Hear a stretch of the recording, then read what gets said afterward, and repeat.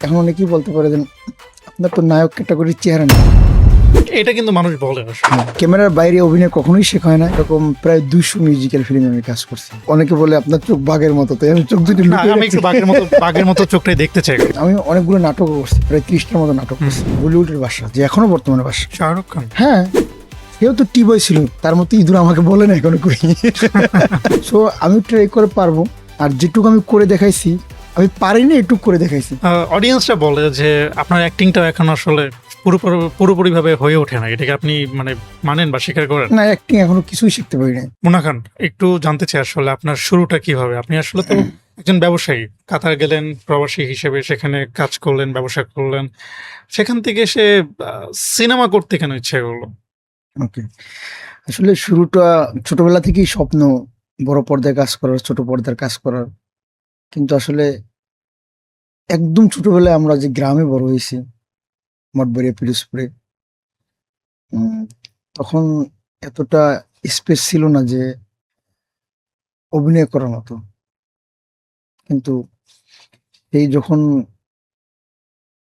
সিনেমার গল্প যখন বুঝি, তখন তো সাকিব ভাইয়ের সিনেমা দেখি, সব নায়কেরই সিনেমা দেখা হয়েছে। তো ছোটবেলা থেকেই বুকে ধারণ করি যে যদি কোনোদিন সুযোগ আসে বড় পর্দায় কাজ করব। হুম হুম।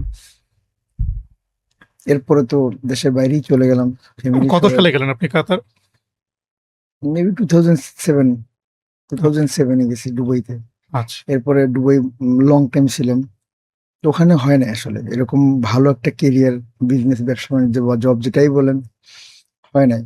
এরপরে আবার কাতারে গেলাম 2015 তখন আবার ব্যবসা বাণিজ্য শুরু করলাম। তো একটা সময় আসলে মনে হয়েছিল যে আসলে আমি যে ছোটবেলা থেকে আসলে যে স্বপ্নটা দেখি, এখন হয়তো এই স্বপ্নটা পূরণ করার সময় এসেছে। আর সেই স্বপ্নটা পূরণ করতে হলে প্রথমেই সিনেমা না, প্রথমে মিউজিক্যাল ফিল্ম, শর্ট ফিল্ম বা নাটক, এরকম প্রায় 200 মিউজিক্যাল ফিল্মে আমি কাজ করছি। সেটা, আপনি কি নিজে অভিনয় করেছেন? হ্যাঁ, কিন্তু সেই সময় এতটা আলোচিত হয়নি কেন? তার আগে মনে করেন আমি একটু আপনার চোখ দেখতে পাচ্ছি না, আমি একটু চাই আপনার যদি অসুবিধা না হয় সানগ্লাসটা খোলা যায় কিনা? না আমার চোখ তো, অনেকে বলে আপনার চোখ বাঘের মতো, তাই আমি চোখ দুটি না, লুকিয়ে আমি রাখছি। একটু বাঘের মতো চোখটাই দেখতে চাই, কারণ আসলে আপনার সাথে আই কন্ট্যাক্ট করে আমি কথা বলতে পারছি না। আচ্ছা, থ্যাংক ইউ, ওকে, হ্যাঁ, নো প্রবলেম। ঠিক আছে। তাহলে আপনি আমি 200 মিউজিক ভিডিও করেছেন, কিন্তু সে সময় তো 200 মিউজিক ভিডিও করলে তো একটা ক্লিক না করার কথা, আসলে হিট কি, হওয়ার কথা। Music video, musical film, short film, এটা এখানে আসলে সবাই ভাইরাল হয় না।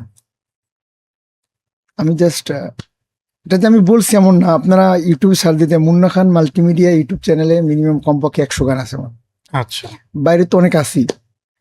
তো ওই জায়গা থেকে আমি অনেকগুলো নাটকও করছি, প্রায় 30টার মতো নাটক হুম করছি, ছোট ছোট আকারের নাটক। হুম এবার একটা ওই ফিল্ম করছি। তো একটা সময় মেবি টু 2023-তে আমরা স্টার্ট করি মানিক, সামজুর রহমান মানিককে নিয়ে ডার্ক হল। 2024 আমরা রিলিজ করি। হুম হুম। তো একটা সময় মনে করলাম যে আসলে এখন সিনেমাও করা উচিত।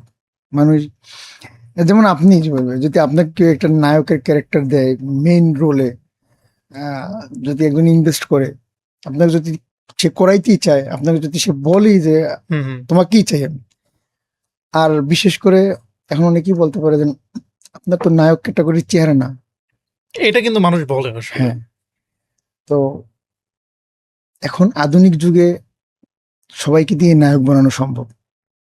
নায়ক মানে যে গুড লুকিং থাকতে হবে, নায়ক মানে যে চকলেট বয় আচ্ছা, থাকতে হবে, আমি এই let me প্রসঙ্গটাতে, finish। হ্যাঁ শিওর। তাহলে আজকে দেখেন বিজয় থালাপতির কথা বলেন, তার প্রথম সিনেমা তাকে কিন্তু মানুষ রেড বলতো, মানে ইঁদুর, বাংলা যেটা বলে ইঁদুর হুম বলতো। হুম। দ্বিতীয় সিনেমায় তাই বলতো। আজকে সে 15-20টা সিনেমা করার পরও সে কিন্তু বড় সুপারস্টার ইন্ডিয়াতে। এবং লাস্টে সে ওই দেশের একটা গভর্নমেন্টের এক সাইড, মানে ওদের সরকার হয়ে গেছে, মুখ্যমন্ত্রী যেটাকে বলা হয়। হুম। তো মানুষ দিনে দিনে আপডেট হয়, রাইট। কিন্তু তার মতো ইঁদুর আমাকে বলে না এখনো কই।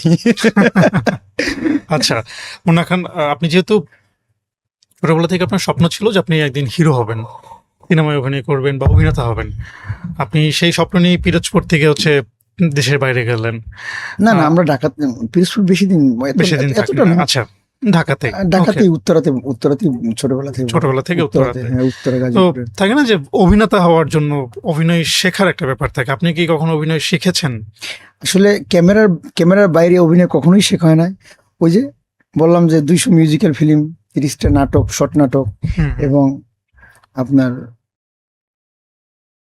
গ্রুমিং বলতে আমরা যেটা বুঝি, শিল্পকলা একাডেমি বা শিল্পকলা থেকেই বা সংস্কৃতি বিষয়ে চর্চা করা হয়, ওরকম হয় না। বাট রাশেদ মামুন অপু ভাইয়ের কাছ থেকে, আপনার তো রাশেদ মামুন চেনেন, হুম, অবশ্যই। ওনার কাছ থেকে আমি খুব অল্প সময় হলেও তার কাছ থেকে আমি গ্রুমিং করছি, আচ্ছা, খুব অল্প সময় হলো। কিন্তু এবং কিন্তু আমার আরো একজন টিচার ছিল ইন্ডিয়ার, তার কাছ থেকে মানে তাকে আমি প্রাইভেট ভাবে নিয়ে তার কাছ থেকে অভিনয়ের বিষয়ে একটু গ্রুমিং করছি। যেমন কাতারে বসে আর কি 2 মাস 2.5 মাস এরকম 2 ঘন্টা 3 ঘন্টা এরকম যাইতাম। আর রাশেদ মানু অপু ওস্তাদের কাছ থেকে আমি আমার অফিসে বসেই শিখছি, কারণ বিজনেস নিয়ে অনেক প্যারা। ভেরি নাইস, ভেরি এরকম নাইস। একটু time কিন্তু অডিয়েন্সরা বলে যে আপনার অ্যাক্টিংটা এখন আসলে পুরোপুরি ভাবে হয়ে ওঠে না, এটাকে আপনি মানে মানেন বা স্বীকার করেন? না, অ্যাক্টিং এখনো কিছুই শিখতে পারি নাই। শিখতে হবে, অনেক শিখতে হবে, শেখার কোনো শেষ নেই। সাকিব ভাই এখনো শিখতেছে। আপনি যদি সাকিব ভাইকে প্রশ্ন করেন আপনি কি, তাহলে কি আপনি কি নিজেকে শাকিব খানের সাথে তুলনা করতে চাচ্ছেন? না, তার তার তার আর তার সাথে তুলনা করার কোনো প্রশ্নই ওঠে না, কারণ সে তো মহান, সে তো বাংলাদেশের মেগা স্টার, সুপারস্টার। ও মাই গড, তার মতো হওয়া তো স্বপ্নে দেখি না। আচ্ছা, আমি তার পাশাপাশি থাকতে পারবো। আপনি ফলো করেন হচ্ছে দক্ষিণ ভারতের সিনেমা।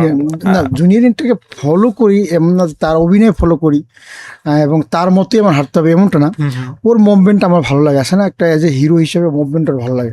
কিন্তু সেও কিন্তু যখন আসছে তাকে কিন্তু হিরো হিসেবে কেউ অ্যাকসেপ্ট করে না, প্রায় 7-8 বছর পরে অ্যাকসেপ্ট করছে, 5-6 বছর পরে।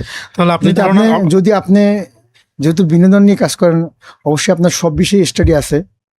তো আপনি যদি আমাকে 10টা হিরোর নাম বলেন সাউথ ইন্ডিয়াতে, আমি তার ব্যাকগ্রাউন্ড সম্পর্কে সব বলে দিতে পারবো। আমি মানছি আপনার কথা যে আপনি সাউথে যে নায়কদের কথা বলছেন, তাদের শুরুটা খুবই মসৃণ ছিল না। এখন বিষয়টা হচ্ছে তারা কিন্তু নিজেকে সেভাবে তৈরি করেছে, প্রমাণ করেছে, সেভাবে নিজেকে গ্রুম আপ করেছে। আপনি আসলে নিজেকে তৈরি করার জন্য বা নিজেকে সেইভাবে প্রতিষ্ঠা এখন করার আমি জন্য কি আপনাকে করছেন? দুজনের কথা বললাম। এখন যদি বলি বলিউডের একজন বাদশা আছে, বলিউডের বাদশা যে এখনো বর্তমানে বাদশা, শাহরুখ খান। হ্যাঁ, সেও তো টি বয় ছিল। আপনার আছে আইডিয়াটা কোনো? আমি যদি মিথ্যে বলি সেটা দর্শক বলবি। সেও কিন্তু ইউনিটের টি বয় ছিল, তো সে বলিউডের বাদশা হয়েছে। আর আমি মুন্না খান তো 5 কোটি টাকা খরচ করে সিনেমা বানাইছি। সো আমি ট্রাই করে পারবো, আর যেটুকু আমি করে দেখাইছি, আমি পারি না এটুকু করে দেখাইছি। আর আমি কি করছি সেটা তছনছের মানুষ স্ক্রিনে দেখবে।